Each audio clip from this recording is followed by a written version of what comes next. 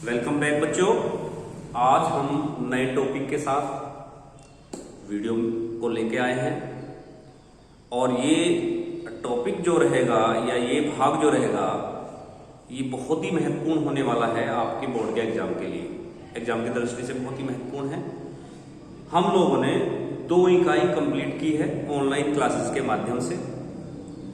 कोशिश हम या मैं या आप लोग कर रहे हैं कि ऑनलाइन क्लासेस के माध्यम से आप लोगों को सारा मैटर या सारी चीजें आपको उपलब्ध हो सके, ताकि आपको कोई असुविधा ना रहे, आपको ये महसूस ना हो अगर हम क्लास में रहते या क्लास में पढ़ते तो हम ज़्यादा अच्छा पढ़ सकते थे। पूरी कोशिश की जा रही है कि हर चीज़ आप तक पहुंच जाए। हर तरीके के सवाल को बोर्ड के माध्यम से बताया जा रहा है। फिर मैं आपको उस बुक की भी फोटो भेज रहा हूँ। अगर आपके पास किताब की उपलब्धता नहीं है तो आप उस किताब से ये सवाल आप हल कर सकते हैं।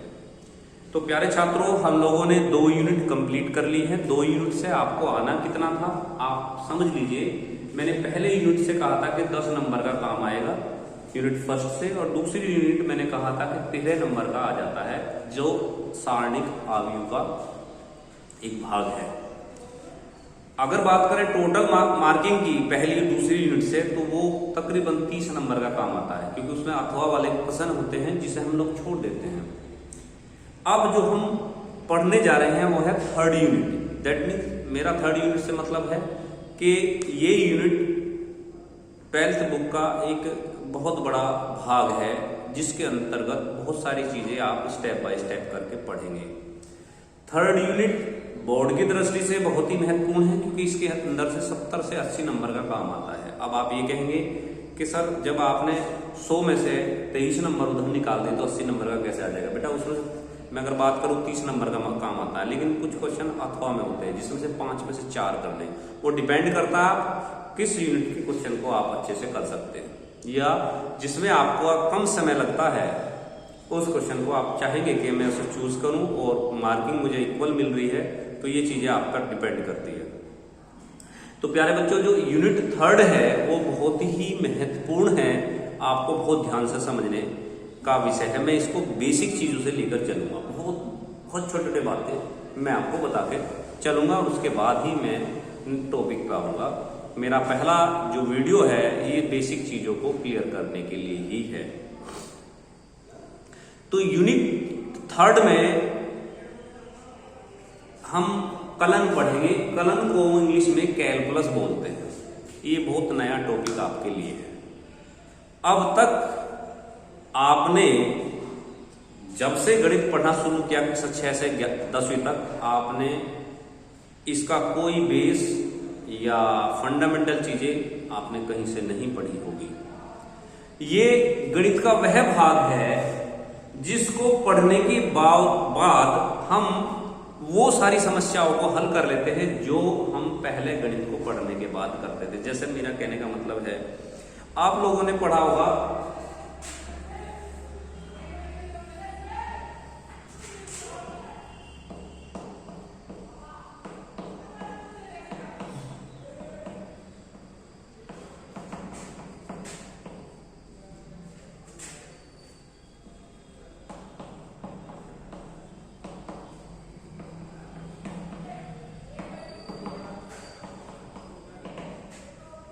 इस तरीके के फॉर्मूले आप लोगों ने 9th 10th में पढ़े हैं, या 6 से 10वीं तक का जो भाग आपने किया है उसमें ये आप लोगों ने पढ़े होंगे।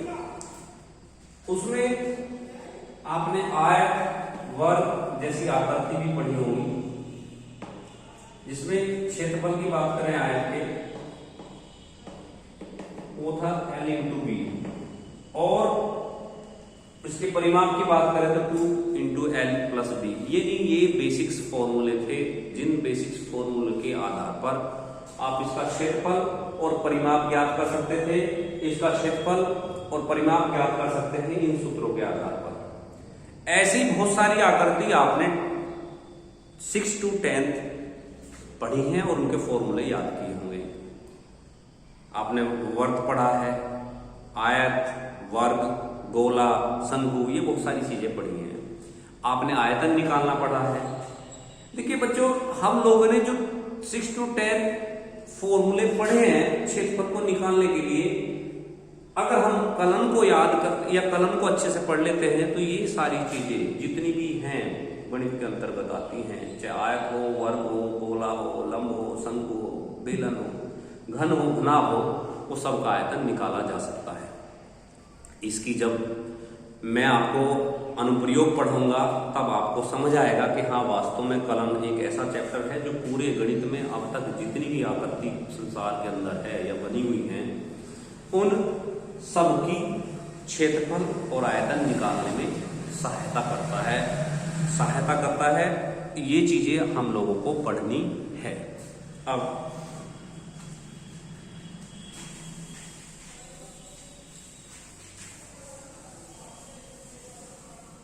अब इनको पढ़ने से पहले हमें कुछ चैप्टरों से गुजरना होगा। हमें फलन की कुछ बातें समझनी होगी। फलन कैसा होना चाहिए, वो फलन ऐसा हो तो हम साकर्तिक आयतन निकाल सकते हैं, ये चीजें आपको समझनी होगी। तो इसमें यूनिट में सबसे पहला चैप्टर रहेगा आपका। मैं पहले चैप्टर के नाम बताता हूं जो इकाई 3rd में आने वाले हैं। सबसे पहला अभ्यास है 9 जिसमें सीमा, सतता और अवकलनीयता आएगी। सीमा, सतता और अवकलनीयता जो हम पढ़ेंगे इस बार आज। फिर चैप्टर 10 आएगा अवकलन, डिफरेंशियल क्या होता है। फिर चैप्टर 11 आएगा निश्चित फलनों का अवकलन गुणांक ज्ञात करना। फिर आएगा 12 अवकलन के अनुप्रयोग, जो मैंने अभी कहा था कि इनका प्रयोग कहाँ किया जाता है, जो चीज हम पढ़ रहे हैं क्यों पढ़ रहे हैं, इसका प्रयोग कहाँ करते हैं, वो हम सीखेंगे। यानी कि एप्लीकेशंस ऑफ डिफरेंशियल ये हम पढ़ेंगे। फिर इसके बाद इसका इंटीग्रल आएगा, यानी समाकलन आएगा, यानी समाकलन अवकलन का उल्टा होता है समाकलन, वो हम पढ़ेंगे। फिर इसके भाग है प्रतिस्थापन समाकलन, खंड समाकलन क्रमश है, खंडश है, इंटीग्रेशन बाय पार्ट्स, निश्चित समाकलन के अनुप्रयोग, और फिर आएगी लास्ट में अवकल समीकरण। ये सारी चीजें हम लोगों को पढ़नी है और यही चैप्टर ये 12th का नीड है, बहुत इंपॉर्टेंट भाग है जो आपको अच्छे से समझना है। अब बात करते हैं कि हम आयतन निकालना चाहते हैं, लेकिन पहले हमें उस फलन की जांच करनी होगी कि फलन कैसा है। तो उसके लिए चैप्टर बनाया गया जांच करने के लिए, सीमा, सतता एवं अवकलनीयता, जो हमारा चैप्टर रहेगा। सीमा,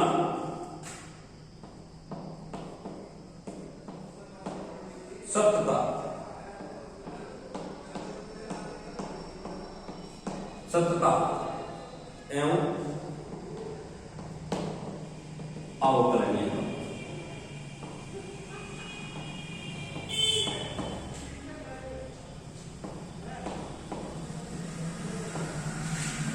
ये पहले चैप्टर में हम लोग पढ़ने वाले हैं, सीमा, सतता एवं अवकलनीयता पहला चैप्टर पढ़ेंगे।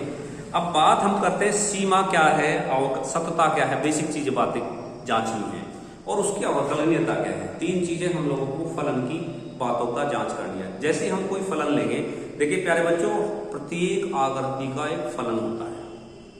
अगर मैं वर्त की बात करूं, वर्त की समीकरण अगर हम पढ़ें, आप लोगों ने जब वर्त पढ़ा होगा, वर्त पढ़ाया गया होगा आपको 11वीं में, आपको परवलय पढ़ाया गया होगा। परवलय की समीकरण है y² = 4ax, है कि नहीं है।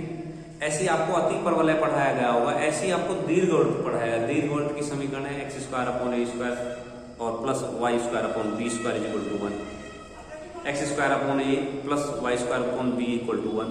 तो ये सारी जो समीकरण है ये आपको हमें ये प्रदर्शित करती है कि ये एक ऐसा फलन है जो हमारे दिए हुए मानकों पर खरा उतरता है। और मानक क्या है? पहला मानक है सीमा, दूसरा है सतता, तीसरा है अवकलनीयता।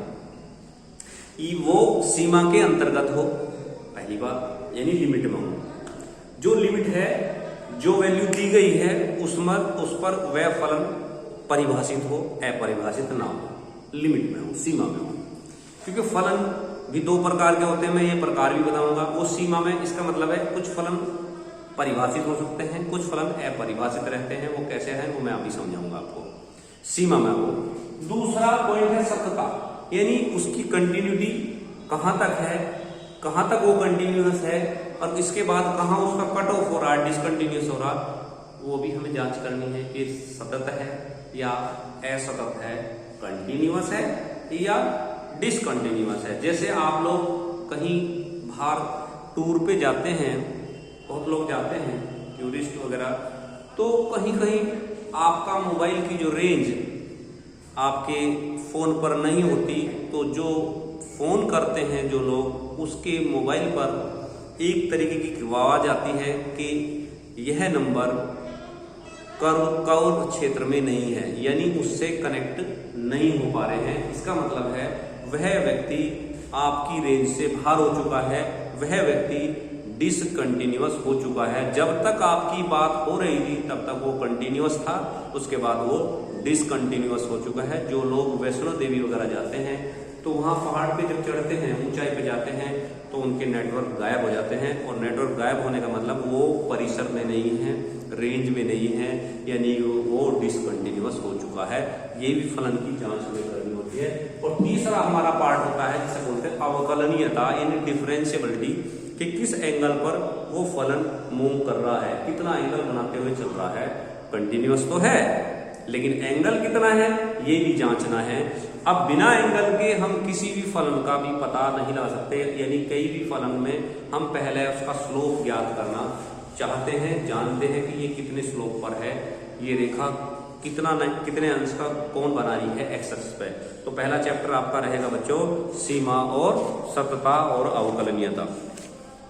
तो सीमा की कुछ बेसिक बातें अब हम लोग क्लियर करेंगे इस वीडियो में। पहला काम मेरा बेसिक चीजों को समझाना है। तो बेसिक चीजों में क्या आएगी? पहला बात देखिए, हम कोई भी फलन अगर बनता है तो राशि दो प्रकार की होती है। देखिए राशियों के बारे में जानिए। मैंने एक बात कही आपसे कि मैंने उस बच्चे को x रुपए दिए और उससे कहा कि आप आइसक्रीम लेना और उसके बाद बचे हुए पैसे मुझे दे देना। तो x क्या है ये पता करना, s कैसी राशि है, पैसे मैंने कहा, मैंने जो पैसे कहा वो x रुपए दिए। अगर मैं कहता मैंने उस बच्चे को 10 रुपए दिए, आइसक्रीम खाना, उसके बाद पैसे लौटा देना, तो आपके दिमाग में दोनों चीजों का जो दोनों चीज बोली है दोनों का अंतर आपके दिमाग में आ गया होगा।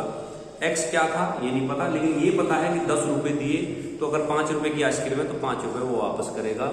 अब क्योंकि x रुपए ही नहीं पता है वो कितने हैं, वो वेरिएबल है या नॉन वेरिएबल है, इनका जानना भी हमारे लिए अति आवश्यक है। तो यहां पढ़ेंगे सबसे पहले राशि। राशि कैसी कैसी होती है? राशि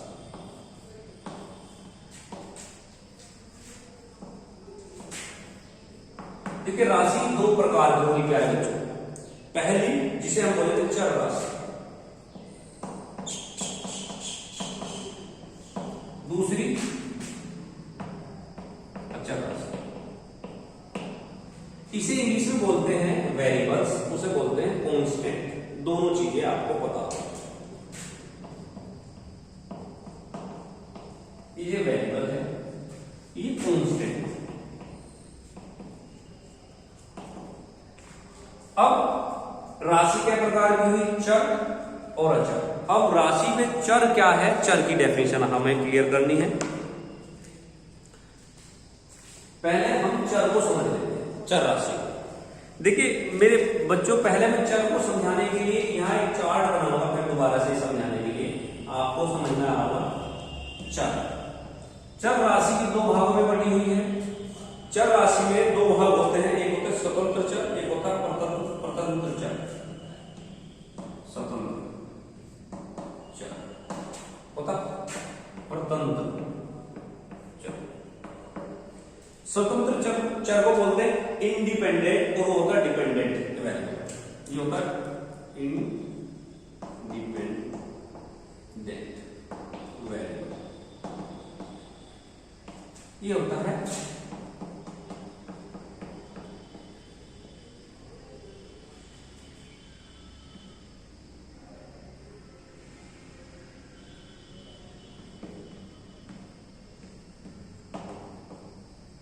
डिपेंडेंट वेरिएबल।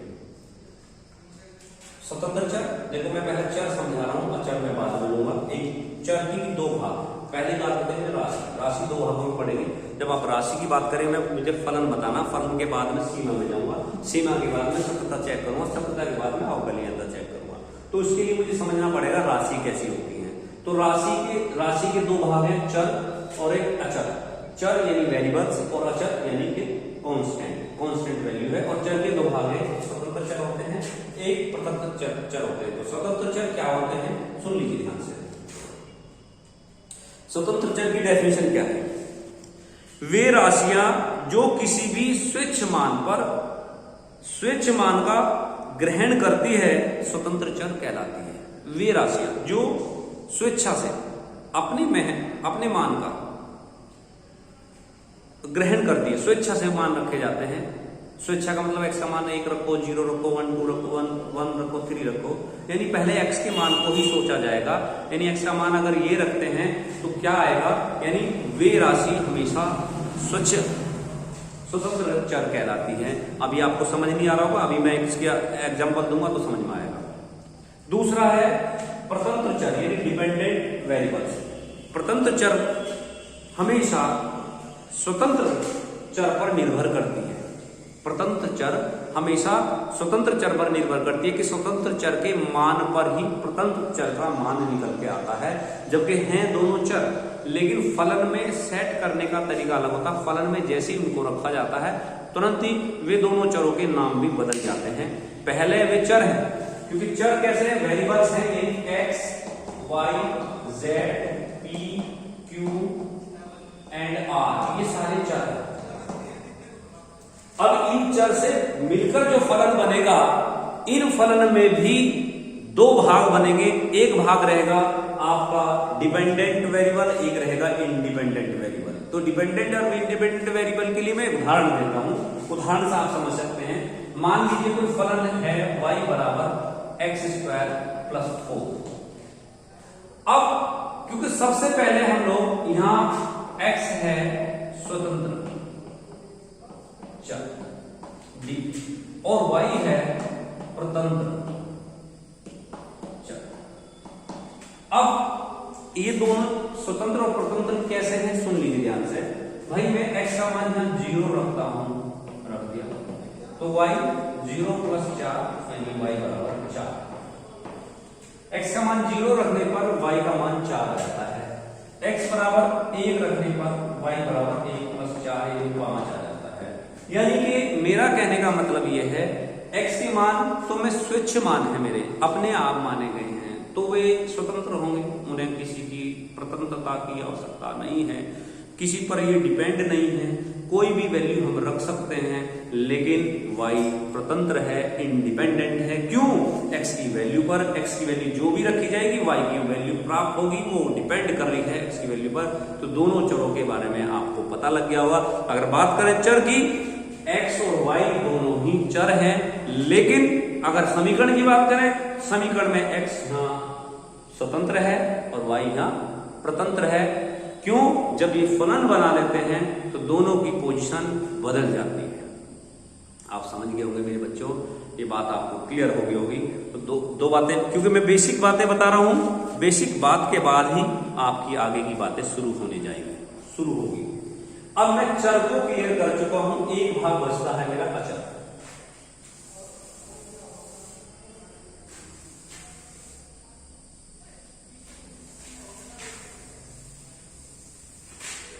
प्यारे बच्चों, अचर राशि भी दो प्रकार की होती है।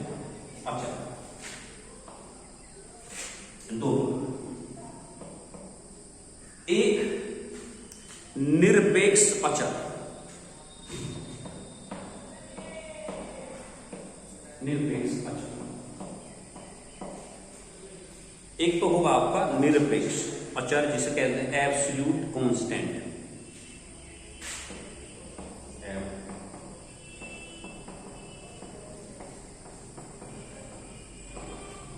एक होगा स्विच अचर।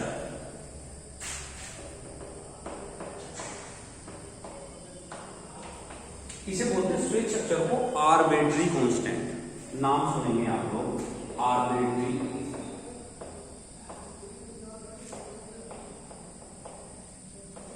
ये बातें मैं क्यों बता रहा हूं, क्योंकि जब आप लोग बीएससी या ग्रेजुएशन करेंगे तो बहुत सारे जब वहां के लेक्चर होंगे तो उसमें बताएंगे कि पाई एक आर्बिट्री कांस्टेंट है, साई एक आर्बिट्री कांस्टेंट है, अल्फा एक आर्बिट्री कांस्टेंट है। तो ये सारे कांस्टेंट आपको ये लगेंगे पता नहीं है कहां से आ गए, ये कौन सा कांस्टेंट है, किस तरीके का कांस्टेंट है, तो उसको यहां जानना बहुत आवश्यक है। तो निरपेक्ष अचर क्या है और स्वेच्छ अचर क्या है, अब यहां की डेफिनेशन आप लोग यहां क्लियर करेंगे। देखिए अचर राशि, पहला तो डेफिनेशन आती है अचर राशि। चर राशि में क्लियर कर चुका। चर राशि वह राशि होती है जिसका मान बदलता रहता है, जिसका मान बदलता रहता है। यानी पहले सवाल में अगर x का मान 10 आया तो दूसरे क्वेश्चन में 100 हो सकता है। x वही है, x y z चर है और वैल्यू x y z से निकाली जा रही है। तो मान लीजिए पहले सवाल में x का मान 3 आया तो दूसरे में 10 हो सकता है। तो ये बदलती रहती है। क्लियर। और जो अचर है, अगर इसकी बात डेफिनेशन की बात करें, इसके मान में कोई परिवर्तन नहीं होता। ये ऐसे कांस्टेंट होते हैं जो वैल्यू इसमें रख दी गई वो वैल्यू वही रहेगी। जो √3 है, √2 है, पाई है, उनके मान हमेशा कैसे रहेंगे, वही रहेंगे, वो चेंज नहीं होते। कहने का मेरा मतलब उसके मान परिवर्तित नहीं होते। अब निरपेक्ष एब्सोल्यूट कांस्टेंट क्या है, मैं बात कर रहा हूं इसके प्रकार की, निरपेक्ष अचर की, वो क्या है। वे निरपेक्ष, देखो बेटा लिखना चाहे लिख लेंगे, मैं बोल कर दे रहा हूं, बोल भी रहा हूं, आप बोर्ड पे ना लिखवा के बोल तो रहा हूं। वे राशियां जिनका मान किसी भी गणितीय संक्रिया में, कोई भी गणितीय संक्रिया है उसमें सदैव एक ही रहता है, निरपेक्ष मान कहलाता है। उनका मान कभी नहीं बदलता। यानी कोई भी संक्रिया हो रही हो, वैल्यू इधर से इधर जाए, इधर से इधर जाए, या मल्टीप्लाई हो, वो वही रहेंगी, उनका मान कभी चेंज नहीं होगा। वे हमारे निरपेक्ष अचर कहलाते हैं, यानी एब्सोल्यूट कांस्टेंट कहलाते हैं। आप जैसे कहलाते हैं, जैसे आप लोग देख सकते हैं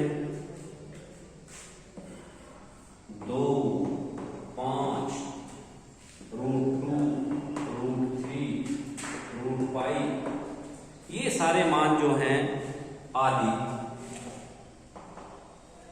ये सारी वैल्यू निरपेक्ष अचर है, यानी एब्सोल्यूट कांस्टेंट है। इनके मान नहीं बदलेंगे। 2 कहीं ले जाओ, 2 ही रहेगा, 5 ही रहेगा। अब बात करते हैं कि ये वास्तव में कांस्टेंट तो है, लेकिन स्वेच्छ अचर कैसे हैं, आर्बिट्री कांस्टेंट कैसे हैं। इससे इसकी डेफिनेशन और क्लियर हो जाएगी, ताकि जब हम अंत तक क्लियर कर लेंगे तो स्वेच्छ अचर जिसे आर्बिट्री कांस्टेंट कहते हैं वो क्या है। देखिए लिखेंगे, लिख सकते हैं बच्चों, क्योंकि ये बच्चे ये आगे तक कभी नहीं बताया जाएगा। इसके बाद ये हमेशा मतलब विलुप्त हो जाएगा। ये एक लेक्चर मेरा, क्योंकि बेसिक चीजों को बताने का था, तभी मैं फलन पर जाता, तभी मैं सतता बताना चाहता था, इसलिए मैंने पहला सोचा कि एक मैं लेक्चर इस तरीके का भी दे दूं। अब इसमें ऐसे अचर राशियां जिनका मान गणित की किसी एक संक्रिया में स्थिर रहता है, किसी एक संक्रिया में, मेरी बात समझेंगे। मैंने कहा ऐसी अचर राशियां जिनका मान गणित की एक संक्रिया में, संक्रिया माने जो भी हमने उसमें मल्टीप्लाई किया या कुछ भी किया है, संक्रिया में मैंने हमने इक्वल टू के इधर ले गए या नहीं ले गए, या डिवाइड किया या जो भी किया, 2 से मल्टीप्लाई कर रहे, 2 से डिवाइड कर रहे, यानी संक्रियाएं हम बहुत सारी संक्रियाएं करते रहते हैं। ऐसी अचर राशियां जिनका मान गणित की किसी एक संक्रिया में स्थिर रहता है, लेकिन संक्रिया बदलते ही उनका मान बदल जाता है, उन्हें आर्बिट्री कांस्टेंट कहते हैं। आर्बिट्री मींस स्वेच्छ अचर कहते हैं। जैसे एग्जाम्पल के रूप में आप ले सकते हैं ax by + c = 0 में a b c स्वेच्छ अचर है, आर्बिट्री कांस्टेंट है। क्यों? संक्रिया बदल दीजिए, मान बदल जाएगा। यहाँ c पॉजिटिव है, इक्वल टू के इधर जाकर c माइनस में हो जाएगा। तो मेरा कहने का मतलब है ये आपके स्वेच्छ अचर कहलाते हैं, आर्बिट्री कांस्टेंट कहलाते हैं। स्वेच्छ से मतलब वही जो हैं, इनमें कोई अंतर, यहाँ देखिए बेटा 2, 5 हैं, निरपेक्ष अचर रहेंगे, इनकी वैल्यू आप जानते हैं। जैसे मैंने चर अचर में बताया था चर वेरिएबल हैं जिनके मान बदल सकते हैं, अचर जिनके मान नहीं बदल सकते। तो इसके भी दो भाग हैं, जब मान नहीं बदल सकते उसको कुछ संख्या है 2, 5, 3, 4, 10 जितने भी नंबर्स हैं ये सारे निरपेक्ष अचर कहलाते हैं। ये एब्सोल्यूट कांस्टेंट हैं, इनकी वैल्यू पर कोई इफेक्ट नहीं पड़ता, चाहे कितनी भी संक्रियाएं होती रहे इनकी वैल्यू उतनी ही रहेगी। लेकिन स्विच अचर में हमेशा जैसी संक्रिया बदलती है इनके मान भी बदल जाते हैं। आप लोगों को समझ आ गया होगा। ये बातें हम राशि के एवज में राशि होती क्या है ये मैंने आपको क्लियर करने की कोशिश की है। अब हम लोग इसके बाद के टॉपिक, क्योंकि हमारा काम चलता है फलन से, फलन है क्या, मैंने एक चैप्टर आपको क्लियर कराया था संबंध और फलन, आप उसकी वीडियो को खुद ध्यान से समझेंगे। फलन के बारे में मैंने स्टार्टिंग में कहा था कि गणित अगर स्टार्ट हुआ है, गणित अगर चलता है तो गणित आगे बढ़ा है तो फलन के माध्यम से ही आगे बढ़ा है। और जब हमारे पास फलन होंगे तभी हम उनकी सीमा चेक कर सकते हैं, हम सत्यता चेक कर सकते हैं, अवकलनीयता चेक कर सकते हैं। ये चेक करने के तरीके हमारे चैप्टर के अंतर्गत आते हैं, उनको हम सीख रहे हैं।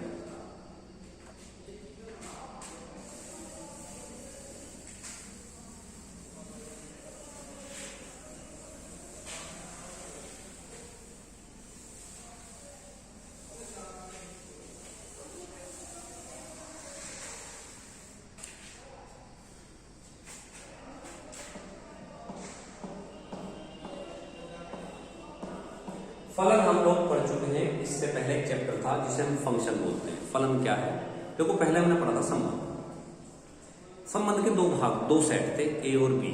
सेट ए, सेट, दोनों में कुछ छोटा सा अंतर बताया गया था।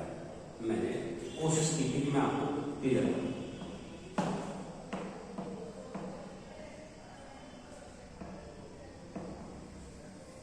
ये सेट ए है, ये सेट बी है। यहां मैं आर कर दूं तो संबंध हो जाएगा, रिलेशन हो जाएगा। और मैं यहां एफ लिख दूं तो ये फंक्शन हो जाएगा। आर बनाऊंगा तो रिलेशन, एफ कर दूंगा तो संबंध हो जाएगा। F such that A to B. कहने का तरीका ये होता है कि एफ संबंध है ए से बी में, सॉरी गलत हो गया, एफ एक फलन है ए टू बी। और लिखने का तरीका होता है वाई बराबर एफ एक्स। ऐसे हम लोग सिर्फ लिखते हैं y बराबर एफ एक्स। दोनों में अंतर आप वीडियो चेक करेंगे, जब मैंने संबंध पढ़ाया था बहुत अच्छे से मैंने क्लियर कहा था कि जो एलिमेंट होते हैं इन एलिमेंट का नाम भी रखा गया, इन एलिमेंट के नाम भी रखे गए। यहाँ 3 नाम ऑटोमेटिक निकल के आ जाते हैं। 3 बताए मैंने, 2 नहीं।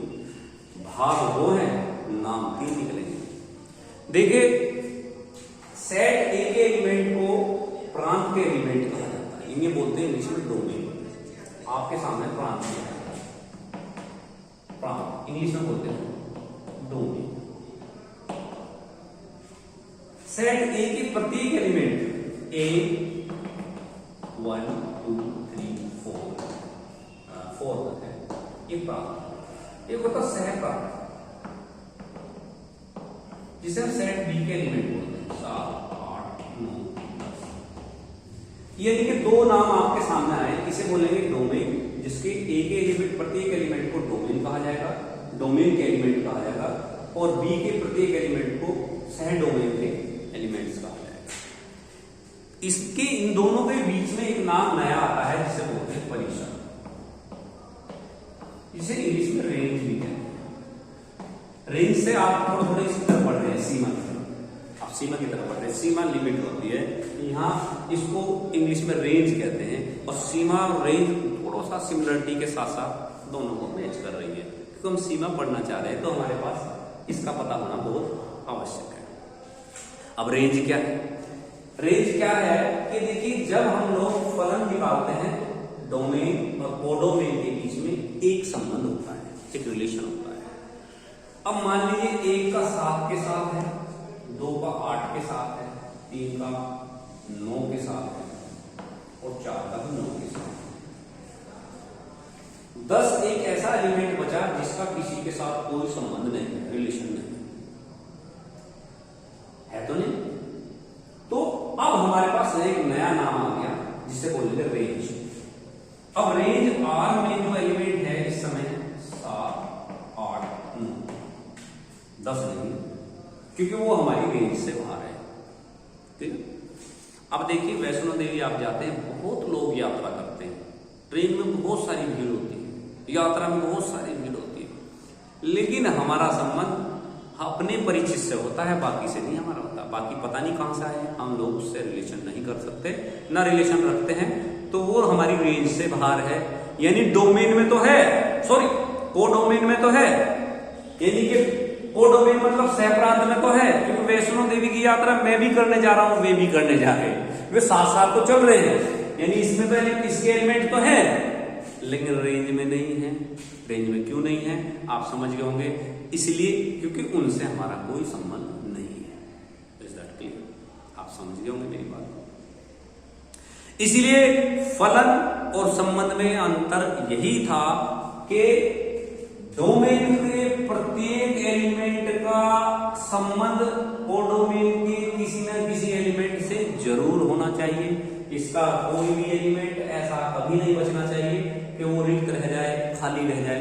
अगर इसका खाली रह जाएगा तो संबंध बन जाएगा, और खाली नहीं है वो फलन बन जाएगा। यानी कि मेरा कहने का मतलब है x की वैल्यू अगर हम रखेंगे तो y की वैल्यू तभी प्राप्त होगी, यानी y x स्क्वायर प्लस 4।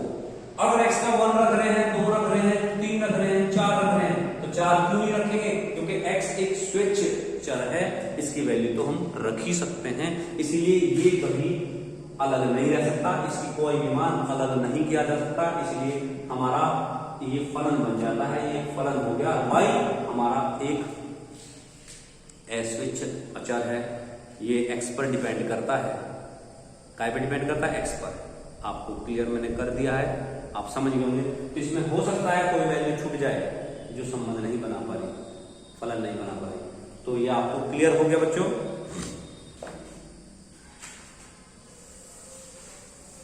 तो आपको मैंने क्लियर कराया प्रांत, सहप्रांत, परिषद, तीनों चीज आप लोग चैप्टर में पढ़ चुके हैं। अब फलन 2 प्रकार का होता है, ये पढ़ना बहुत जरूरी है, क्योंकि अब हम लोग सीमा में आने जा रहे हैं। फलन कितने प्रकार है? 2। फंक्शन के 2 प्रकार है भाई, पहला, दूसरा। 2 प्रकार कौन कौन से हैं? एक परिभाषित फलन और एक अपरिभाषित।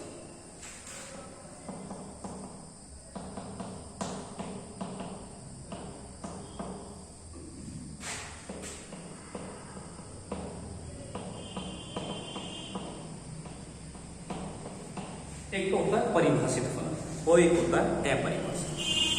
पहले की डेफिनेशन लिखिए,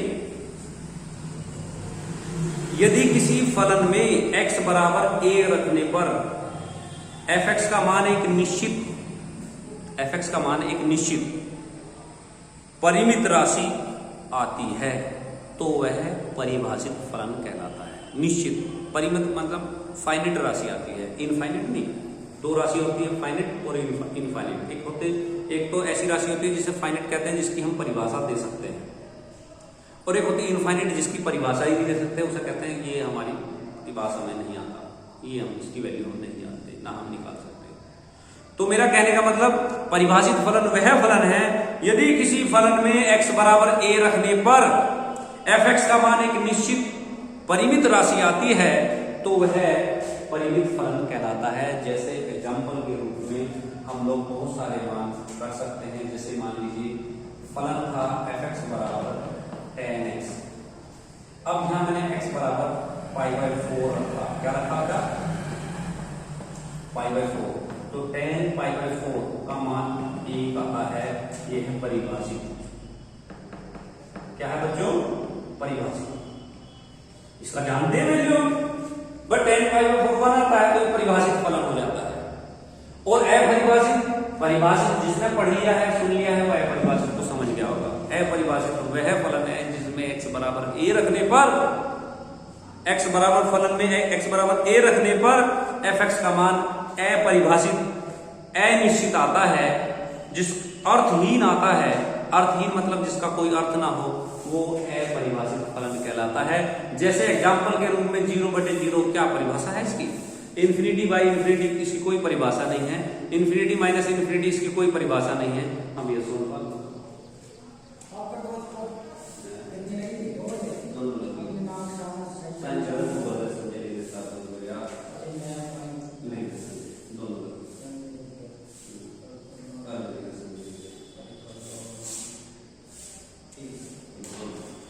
तो प्यारे बच्चों मैं बता रहा था अपरिभाषित फलन जैसे 0/0 क्या परिभाषा है बताओ? कोई परिभाषा नहीं। इन्फिनिटी अपॉन इन्फिनिटी कोई परिभाषा नहीं है। अब मैं इसमें उदाहरण में बता रहा हूं, देखो मैंने यहाँ फलन यहाँ भी f(x = 10x) लिया, यहाँ x = मैंने π/2 रख दिया। अब f π/2 10 π/2 की वैल्यू क्या होती है? इन्फिनिटी क्या है? अपरिभाषित है,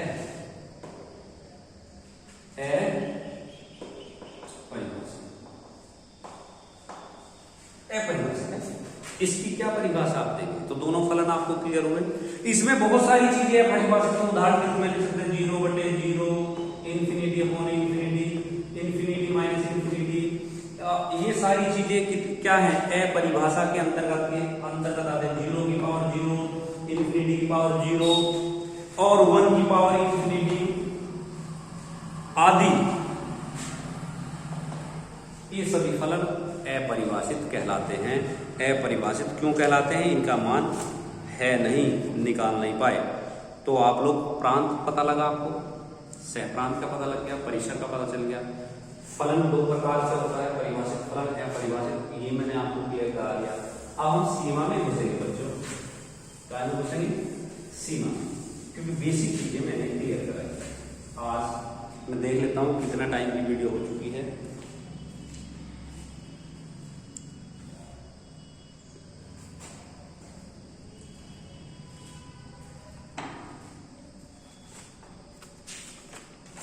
प्यारे बच्चों, आज की वीडियो में बस इतना ही, क्योंकि वीडियो बड़ी है, फिर डाउनलोड होने में समय लगेगा, क्योंकि 40 मिनट की वीडियो हो चुकी है। आज सिर्फ मैंने आपको बेसिक चीजें आपको क्लियर कराई है, सीमा की, सततता की और अवतरणीयता की। यानी हम बिना फलन के आगे नहीं बढ़ सकते थे, फलन का पता होना हमारे लिए बहुत जरूरी था। आपको ये चीजें नोट करनी होगी। बोर्ड के दृष्टि से तो मैं कहूँगा नहीं, लेकिन हाँ, आप लोग अब कॉम्पिटिटिव होने जा रहे हो, प्रतियोगिता परीक्षा में बैठोगे, तो इन चीजों का आपको पता होना चाहिए। आपको जब भाषा का पता होगा, लैंग्वेज का पता होगा, तब आप बहुत अच्छे से किसी भी चीज को समझ सकते हैं। तो प्यारे बच्चों, आज की वीडियो में बस इतना ही। आप लोग ध्यान से वीडियो को सुनें, देखें, समझें और ज्यादा से ज्यादा शेयर करें और सब्सक्राइब भी करें, ताकि सभी लोगों तक, सभी बच्चों तक मेरी बात पहुंच सके। आज बस इतना ही, धन्यवाद। नेक्स्ट वीडियो में मैं इनकी प्रॉब्लम लेकर आऊँगा, सीमा के बारे में समझाऊंगा। थैंक यू बच्चों।